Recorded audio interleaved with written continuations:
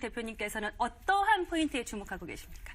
아까 이제 소장님도 언급해 주셨지만 저희가 가장 이제 두려워한다 시장에서의 반응에서 민감한 것 중에 하나가 이제 대출이 지금 안 되고 있습니다. 그러다 보니까 실수의 입장에서도 뭐 단적인 예로 지금 1가구 2주택 한시적인 경우인데 내가 새 아파트로 이사를 가야 되는데 그 투기 지역에 있다 보니까 기존 아파트 처분 안 된 상태에서 지금 대출이 안 나와서 어떻게 할까에 대한 고민들도 정말 많습니다.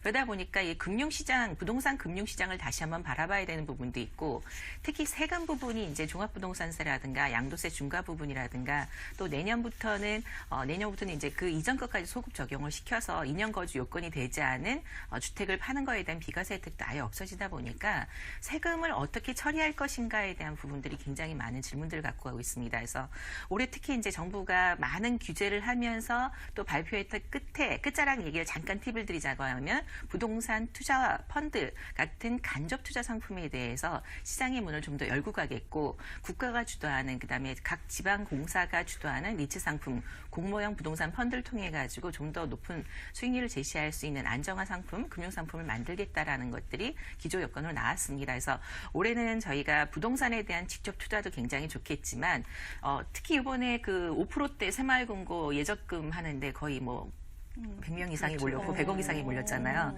그만큼 그동안에 문제가 됐던 것이 은행에다가 내가 정기예금 맡겨놔도 거의 1%대 금리다 보니까 노후 대비가 안 되는 부분들이 굉장히 컸습니다. 그러다 보니까 무조건 지금이라도 부동산을 사야 되는 거 아니냐. 난 주식은 너무 무섭고 두려운데 그럼 부동산을 통해서 옆에 있는 사람들이 돈을 많이 버는데 난 어디로 가야 되느냐라고 해서 대부분 은행에 있던 예금들이 부동산으로 더 투자됐던 부분들이 있습니다. 그래서 올해는 대출금리가 오르는 것만큼 무리해서 또 살 수도 없고 대출 LTV도 줄어든 상태에서 DSR까지 강화가 됐기 때문에 조금은 부동산 펀드와 같은 간접 투자 시장도 좀 더 주의 깊게 보시는 것이 좋을 것 같습니다.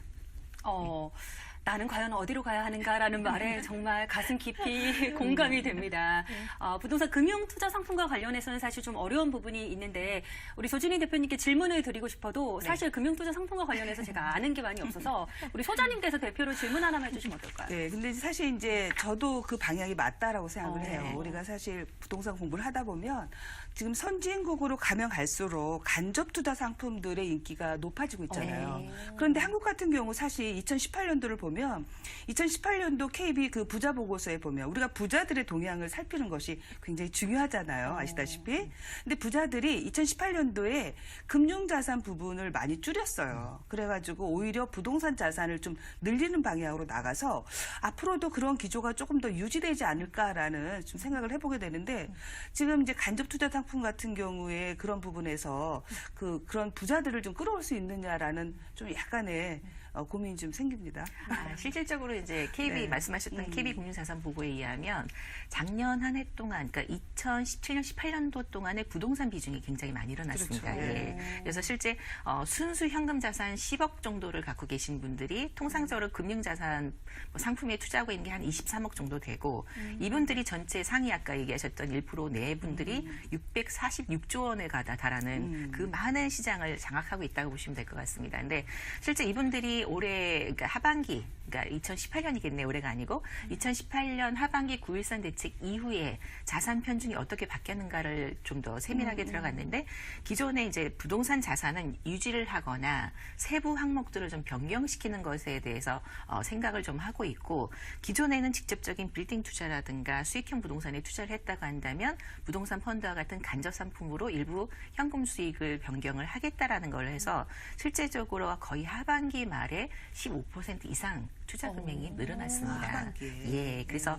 저희가 이제 커터로 달기하면 3, 4분기 정도 될 것 같은데 실제 이분들이 가장 시장에서의 어떤 주도권이라든가 민감한 사항들도 갖고 가고 특히 이제 최근 들어서 부동산 평균 작년 수익률이 일반 서민들이 참 억울하겠지만 거의 7%대가 달했습니다. 그래서 배당률 자체가 6에서 7%였는데 이런 얘기하면 좀 박탈감들 많이 느끼시거든요. 나는 그런 상품 들어본 적도 없는데 들어본 적이 없는데 뭔 얘기냐 이렇게 얘기 나오세요. 그래서 실제 이제 금융자산을 우리가 이제 PB라고 하는 업무를 갖고 계신 분들이 현금 10억 이상 예치하고 계신 분들 대상으로 해서 부동산 펀드 상품이 한 6, 7%대 상품이 나오면 전화로다가 문의를 해서 거의 가입이 끝나다 보니까 일반인들한테 공모를 한다거나 시중에 은행 창구에서 전단지라든가 리플렛이나 이런 걸 통해서 상품 안내가 거의 안 나오죠. 그러다 보니까 좋은 정보는 결국 부자들만을 위한 것이 아니냐 이런 불만들도 일부 계층에서 나왔는데 올해부터는 이제 좀 더 그 상품들이 많이 나와서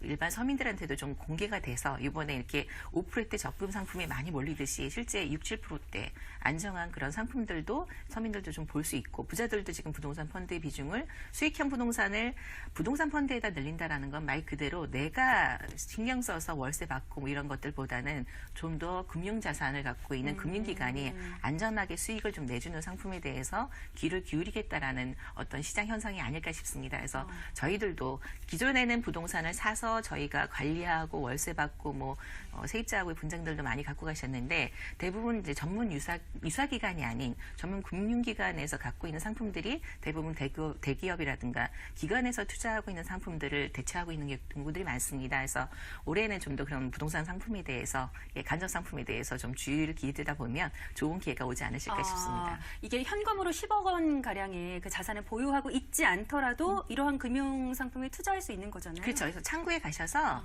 나 얘기 들었는데 부동산 펀드 상품 나오면 나한테 전화 좀 주세요 하고 전화번호를 남기시는 게 먼저 스타트가 아닐까 싶어요. 우리가 몰라서 그랬지 그렇습니다. 충분히 여러 가지 네. 기회의 문은 열려 있는 것 같습니다. 소장님께서 질문 하나만 더 해주실까요? 예, 그러니까 지금 사실 우리나라가 이제 아직 그 펀드 상품들이 굉장히 초보적인 단계에 그렇죠. 있잖아요. 예. 그래서 이제 올해부터는 아무래도 부동산이 조금 조정기가 오면 네. 오히려 간접 상품 쪽으로 많은 사람들이 눈을 돌릴 것이다라고 네. 저도 예상을 하고 있는데 네. 올해 2019년도에 네. 그렇다면은 이 금융 상품의 부동산 쪽에서 바라보자면 네. 어떤 기회가 있겠는가 이걸 단적으로 좀 한번 찝어주시면 됩니다. 뭐 이제 보통 저희도 평가 부동산을 하다 보니까 부동산 자산 저희가 사고 싶은 높은 빌딩에 대기업 브랜드들이 그다음에 유명한 브랜드들이 다 이렇게 임차를 맞춘 장기 상품에 대해서 많이들 관심이 많습니다. 근데 그런 상품들이 올해도 이제 계속 지속돼서 나올 거고 보통 부동산 펀드들이 갖고 있는 자산들이 뭐 단적인 예를 들어서 뭐 신세계 스타필드라든가 이런 것들을 짓는 거. 그러니까 우리가 이제 그걸 갖다 일종의 PF 금융에 해당되는 대출 금융 상품이라고 해서 간접 상품들도 나오고 있고 더 쉽게 말해주세요. 네. 좀 더 쉽게 하면 우리들은 솔직히 신세계백화점 짓는데 새로 만들어내는데 아무리 나 저거 투자하고 싶어도 못해 이렇게 되는 그쵸. 거죠. 대부분 큰 기관들이나 대기업이나 할 수 있다라고 생각하는데 그게 아니라 이제 그 개인들이 모아진 돈을 펀드로 만들어서 거기에 직접 투자할 수 있는 그런 상품들도 나오고 있습니다. 그래서 그것들이 이제 워낙에 그 아까 말씀드렸던 많은 자산을 갖고 계신 분들이 먼저 갖고 가다 보니까 대중들한테 기회가 없었는데 이걸 미리 얘기를 해놓게 되면 그 투자가 이 상품이 나왔을 때 본인들도 한번 시도해 보실 수 있다는 앞으로 거죠. 주진희 대표한테 그럼 전화를 자주 해야겠네요. 그죠? 네, 그래서 소장님한테도 자주 해야겠고 우리 대표님과도 네. 가까이 친하게 지내면서 여러 네. 가지 상품 이야기도 네. 좋은 꿀팁을 들어보시면 좋을 것 같습니다.